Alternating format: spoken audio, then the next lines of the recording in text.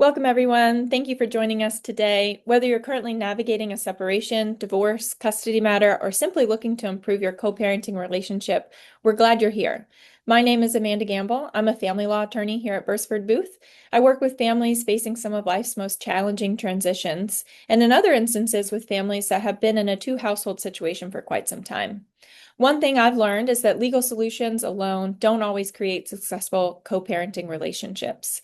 This is in part why I wanted to use this month's family law webinar for this content. I do hope that this helps parents as you are learning how to co-parent for the first time or attempting to repair a co-parenting relationship. Hello, my name is Joanna McGuire. I am a licensed therapist specializing in families, children and teens, and relationship transitions. Separation changes family structure, but it doesn't end family relationships. Today, we'll discuss how parents can work together in ways that protect their children while also reducing conflict and stress. And our goal today isn't to help you become perfect co-parents. It's to provide practical tools for making decisions that prioritize your children's well-being while helping parents communicate more effectively. Today, we're going to be discussing the following. What does compassionate co-parenting mean? Co-parenting from the child's perspective, communication skills for co-parents, handling conflict compassionately, and finally, when co-parenting feels impossible. So let's get started. What does compassionate co-parenting mean? So, when people hear the word compassion, they sometimes think it means agreeing with everything the other parent does. That's not what we're talking about. Compassionate co parenting means recognizing that everyone involved, including your children and your co parent, is navigating a difficult situation. It doesn't mean you can't have boundaries or disagree sometimes. It's keeping those disagreements truly separate from your children and handling conflict in healthier ways. And from a legal perspective, successful co-parenting doesn't require friendship. Courts generally don't expect parents to like each other. They expect parents to cooperate enough to meet their children's needs. So, a basic helpful mindset shift could be moving from how do I win against my co parent to how do we help our child succeed? Children benefit when parents can separate adult conflict from parenting decisions. Ultimately, you can never control what the other parent does, but how your ex partner behaves cannot be the basis for the way you respond or behave. Even one parent keeping conflict apart from the children makes a huge difference. This helps children know that they have a safe space no matter what happens between the adults in their lives. Joanna, from your expertise with working for families and with families, what are some common misunderstandings parents have about co-parenting after separation? Oh, one that I see frequently is if my co parent is unreasonable, then there's nothing I can do to protect the kids from conflict. This leads to parents trying to protect themselves more from disagreements or accusations, which usually backfires. As I mentioned before, even one parent behaving maturely and handling conflict reasonably can make all the difference. A very basic way of de escalating conflict is to not react to every minor disagreement or comment made by the other parent. Many things don't need a response at all, or at least would benefit from waiting until both people are calmer to address. Most people would understand that it would be bad to, say, call their ex a name in front of their child. However, children are very perceptive and notice much more than just an obvious misbehavior like that. The goal is not to make negative comments about the other parent in general.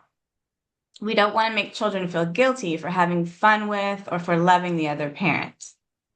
Another common issue I see is when a child or teen brings up a disagreement that they've had with the other parent. It's tempting to criticize the co parent, and you may even agree with your child. But what we want to do here is to try to take a neutral stance and encourage the child, or if the child is much younger, you might want to help the child to try to work it out with the other parent. You always can let your child know that you will support them emotionally, but excuse me, you do not have to fight minor battles for them or get involved in common parent child disagreements with the other parent. You are going to do some things differently, even if you have generally parented in similar ways before. I really appreciate that perspective. It's a reminder that one parent's steady and mature behavior can meaningfully reduce conflict in both encouraging and an empowering way. I especially like the point about not feeling obligated to respond to every comment or disagreement, and sometimes choosing not to engage is the healthiest response for everyone, especially the children. As an attorney, I often remind clients not to put anything into writing that you don't want a judge to read later. It can definitely be a difficult balance, but helping children feel heard without pulling them into adult conflicts or asking them to take sides is very important. Supporting their emotional needs while encouraging healthy communication with both parents can have a lasting positive impact. Which brings us to our next topic, with the child's perspective. Yes, children often experience separation differently from adults. They may wonder, is this my fault? Will both parents still love me or be mad at me? What happens next? And am I allowed to enjoy time with both parents? And again, will one of them get mad at me if I do? Children need reassurance that they don't have to choose sides. And remember, they read subtle cues to tell how you feel about the other parent. So it's important to keep monitoring your own words and tone. One of the most damaging situations we see is when children become messengers between parents. A few examples you unfortunately may have said yourself or heard from your own child is tell your mom she owes me money, or ask your dad why he's late. Ask your mom why you can't spend more time with me.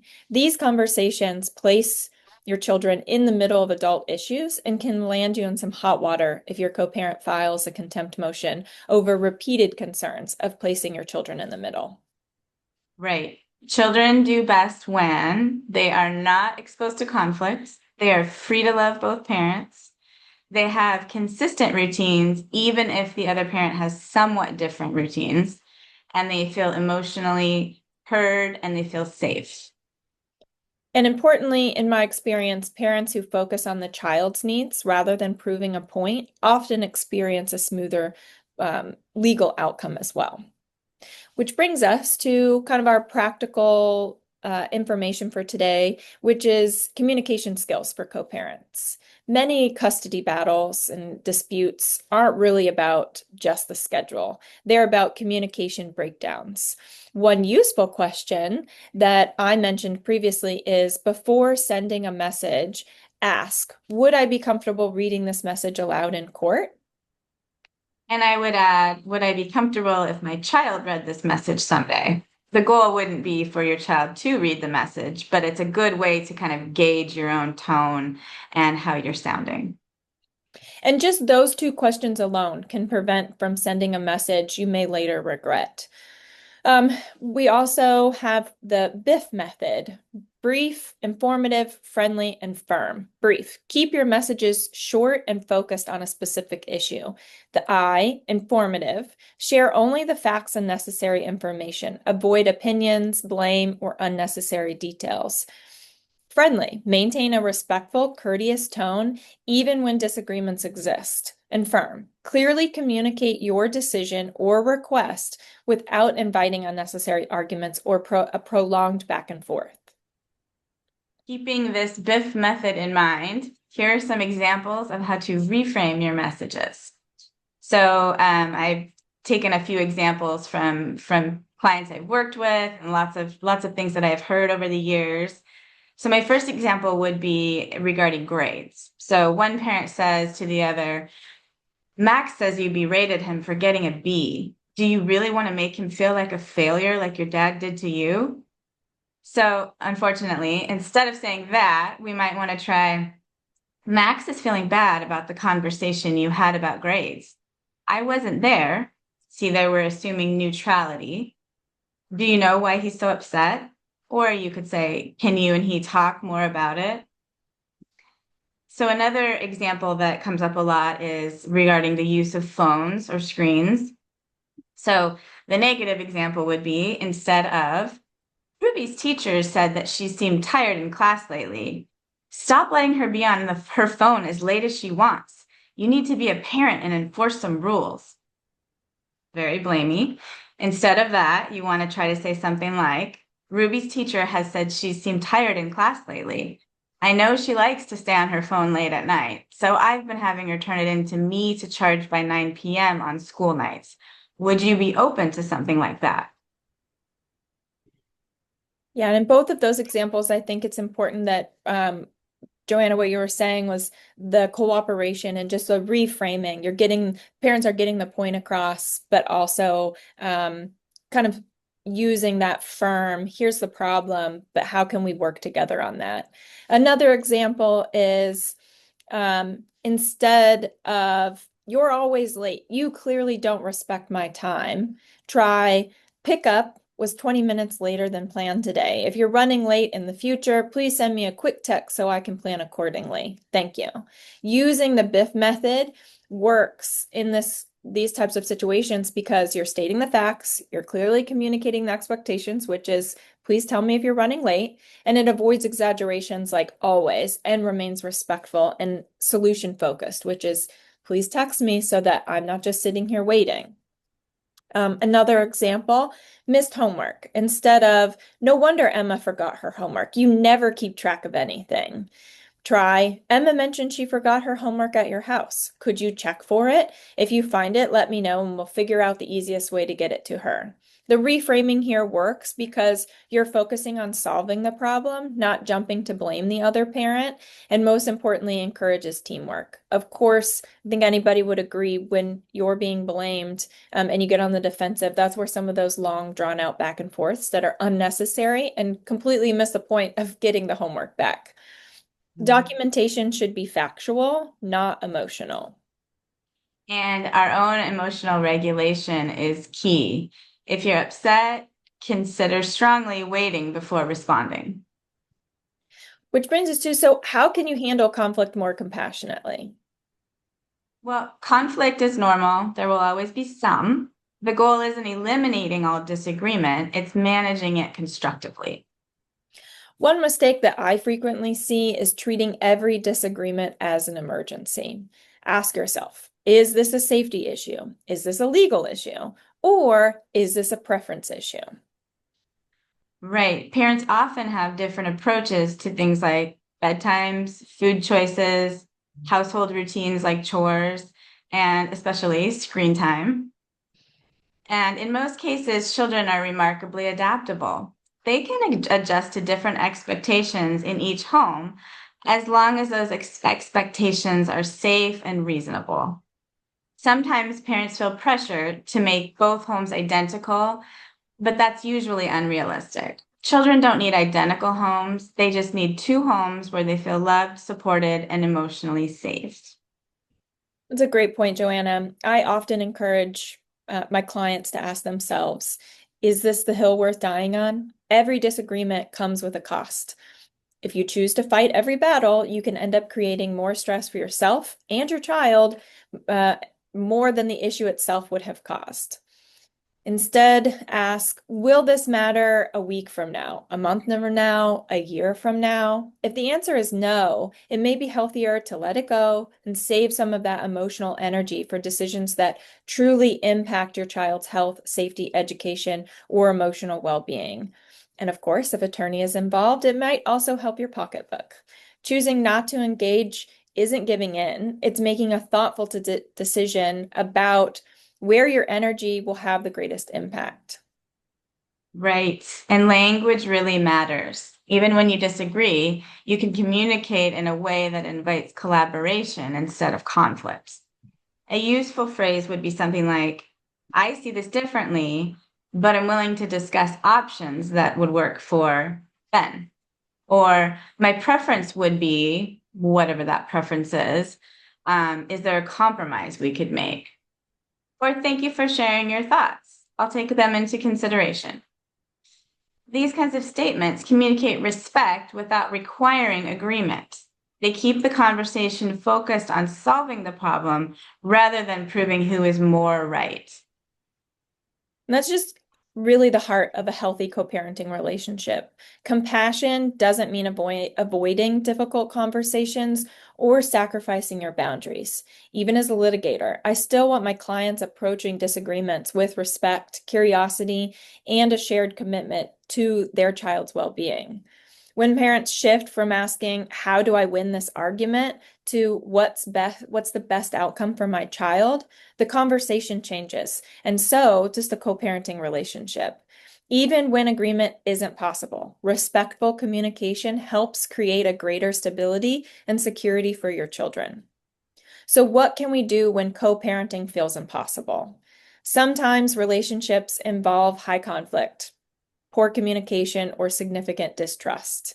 In these situations, parents may need to create a more detailed parenting plan, retain a parenting coordinator, get into mediation to find some real world solutions to some of the problems that come up, and or use a parenting communication platform. And unfortunately, sometimes court intervention is just what's necessary. Yes, and in high conflict situations, compassion does not mean abandoning your boundaries. You can be respectful while maintaining limits. A lot of it comes down to what you don't react to because it's not necessary and often just increases conflict. Those healthy boundaries that we've been talking about often are going to reduce the conflict. This can look like, I don't like how you're yelling at me right now. I'm going to wait until we're both calm to talk about it. Yes. Compassion for yourself matters too. Parenting through a separation is emotionally demanding. Getting your own therapist is often very helpful in navigating these stages of change. In fact, there are many things that can help, such as having a support network of friends and family you can go to, things like journaling, exercise, meditation, or yoga, really anything that helps you be able to stay emotionally regulated in these times of stress. To recap all of the information that we've covered here today, here are some of our key takeaways. Yes, if you remember only 3 things today, I would say 1, keep children out of adult conflict. 2, focus on your child's needs rather than your co-parent's shortcomings. And 3, respond thoughtfully rather than reacting emotionally. Your co-parent may never change. You can still be healthy and conduct yourself in ways you are proud of and will be better for your children in the long run. And from a legal perspective, communicate respectfully, follow your court orders and your agreements, be flexible when appropriate, and document important issues in a professional, respectful manner. Children don't need perfect parents. They benefit most from parents who consistently strive to create stability, safety, and respect during times of change. Thank you so much for tuning in with us today. I wish you all the best as you navigate your co-parenting relationships. Thank you, Joanna, for being here today and sharing your expertise as a therapist who works with families closely. And we'll see you all next time. Thank you.